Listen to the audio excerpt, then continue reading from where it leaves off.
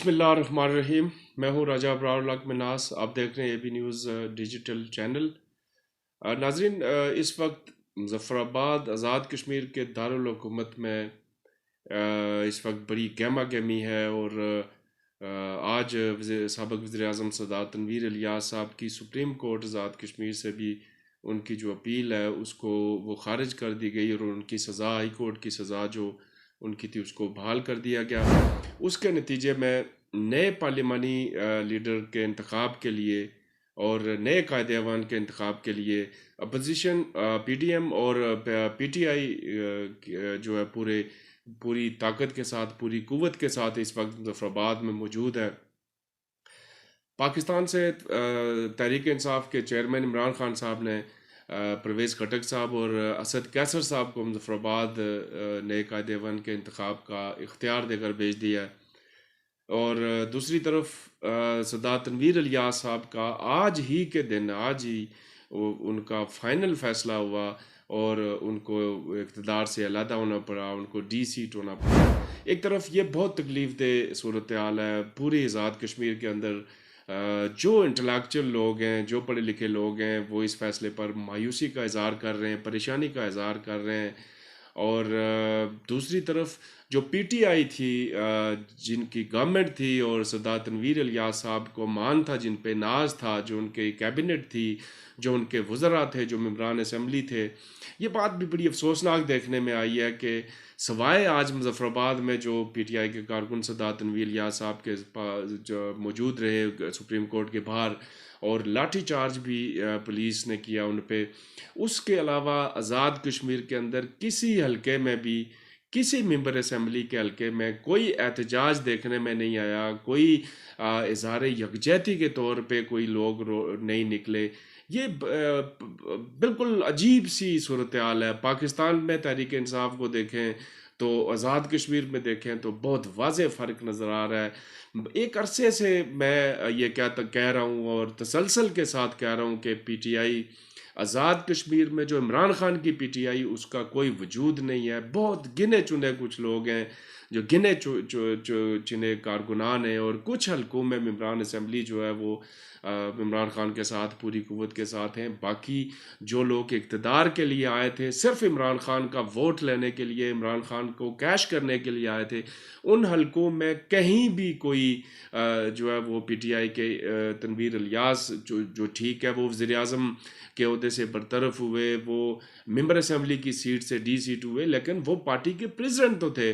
कहीं पे भी कोई बड़ी अफसोसनाक सूरत हाल है कि उनके हक़ में कोई रैली, कोई एहतजाज, कोई उनके साथ इज़हार यकजहती देखने में नज़र नहीं आ रहा। दूसरी तरफ इक़्तिदार के लिए, फिर वज़ारत-ए-उज़्मा के लिए, फिर पीटीआई की पार्लिमानी पार्टी जो है ना वो अपनी जोड़ तोड़ में मसरूफ़ है। एक तरफ इमरान खान साहब को रात का जो सेशन हुआ ज़मान पार्क में, वहाँ इमरान खान साहब को इख्तियार दिया गया कि जो फ़ैसला इमरान खान साहब करें। इसके बावजूद पीटीआई इस वक्त जो है ना वो तकसीम नज़र आ रही है, धड़ों में नज़र आ रही है और अपने अपने उम्मीदवार जो है ना वो खड़े कर रहे हैं। सरदार तनवीर इलियास साहब की ख्वाहिश है कि वो जो कि उनको पूरा वक्त नहीं दिया गया और वो किसी अपने हम ख्याल किसी बंदे को आज़ाद कश्मीर के अंदर इस मनसब पे बिठाना चाहते हैं ताकि वो उनकी पॉलिसियों का तसलसल रहे। इसी तरह साबिक़ वज़ीर आज़म सरदार अब्दुल क़य्यूम खान नियाज़ी की ख्वाहिश है कि वो उनको जो वक्त नहीं मिला था, मौका नहीं मिला था, एक दफ़ा फिर पार्टी और इमरान खान साहब उनको मौका दे दें।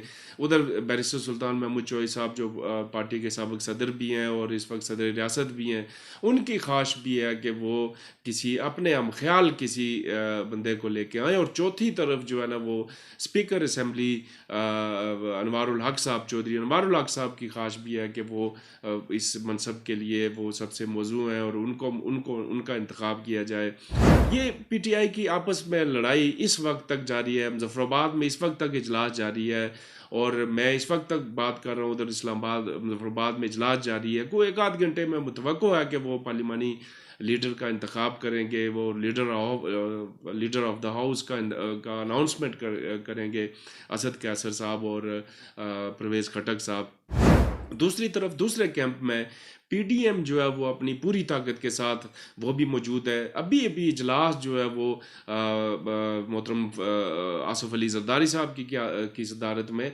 ये आसफ अली जरदारी साहब की क़यादत में पीपल्स पार्टी आज़ाद कश्मीर के इजलास का भी ये मान ही लिया जा सकता है कि वो कितना सीरियस है और कितना संजीदा है आज़ाद कश्मीर के इस हुकूमती मामलात में और हुकूमत बनाने के मामलात में। उनका इजलास भी अभी ख़त्म हुआ। इधर वज़ीर आज़म पाकिस्तान मियाँ शहबाज शरीफ ने भी आज़ाद कश्मीर की PMLN को वो इख्तियार दे दिया है कि वो इस मामले में पीपल्स पार्टी के साथ मिलकर कोई जामे हिकमत अमली बनाए। इस वक्त जो है दो बड़े मेजर कैंप जो है PDM का और PTI का, वो इसमें अपने अपने इजलासों में मसरूफ़ हैं। और कल मुतवक्को है कि 2 बजे तक जो है ना वो इसका शेड्यूल का अनाउंस कर दिया जाएगा और कल ही के दिन शाम को पोलिंग भी मुतवक्को है।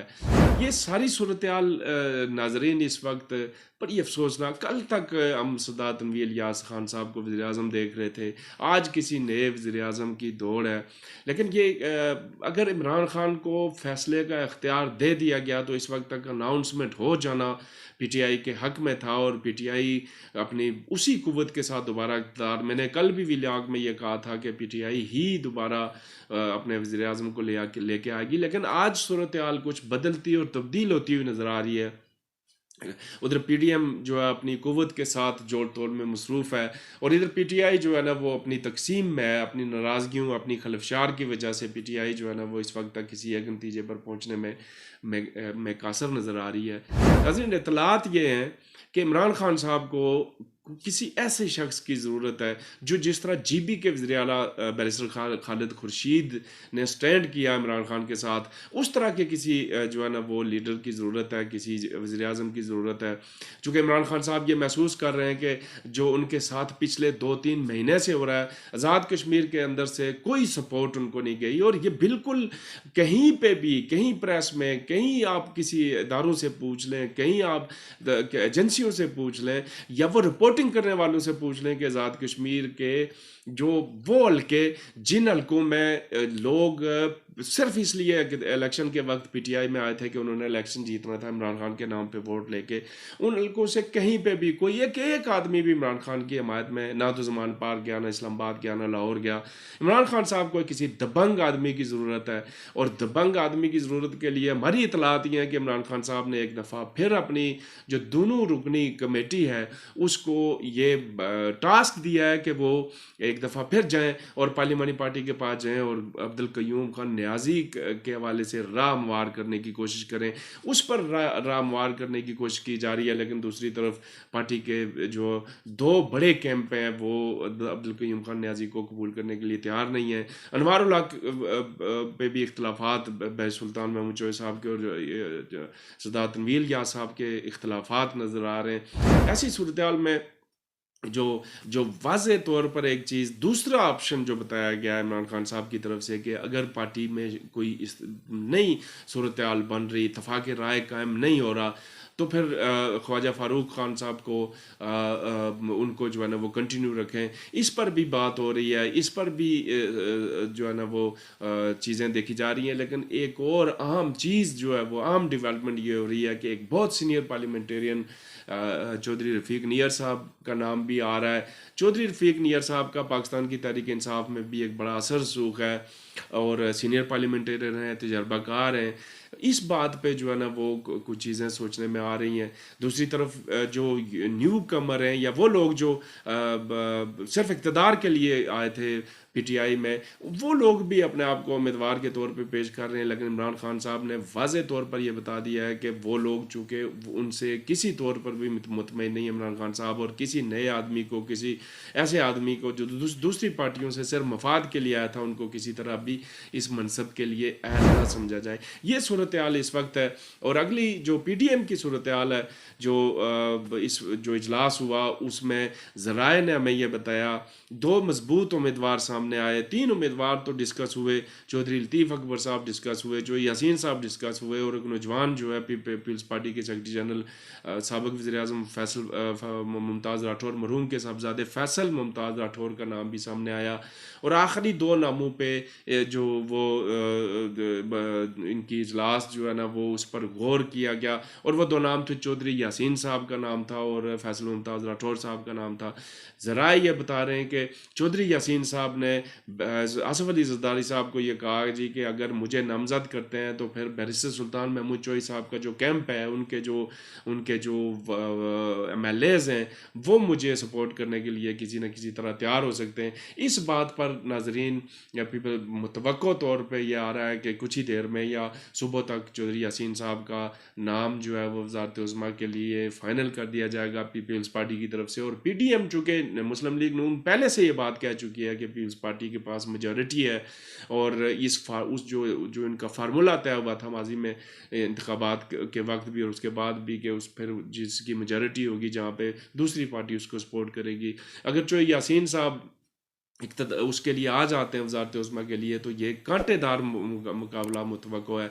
दूसरी तरफ इमरान खान साहब ने सख्ती से हदायत कर दिया है कि जो भी शख्स PTI के ख़िलाफ़ वोट देगा वो PTI से उसको फ़र्क कर दिया जाएगा, उसका PTI के साथ कोई ताल्लुक़ नहीं रहेगा। कुछ और दोस्त भी हैं जो ये सारे खेल का हिस्सा हैं और पूरी क़ुव्वत के साथ वो भी इन्वॉल्व हैं। कल ही जो है वो एक ख़बर फैलाई गई है कि इलेक्शन आज़ाद कश्मीर के इलेक्शन एक्ट 2020 के मुताबिक जो मेंबर असेंबली किसी दूसरे कैंडिडेट को वोट देगा, अपनी पार्टी को वायलेट करेगा, वो डी सीट नहीं होगा। ये भी खबर फैलाई गई है और इस तरह की बातें भी सामने आ रही हैं कि कुछ मेंबरान जो है वो उनके राब्तों में भी हैं। अभी सुबह तक इस बात के इम्कानात हैं कि क्या सूरत हाल सामने नज़र आएगी।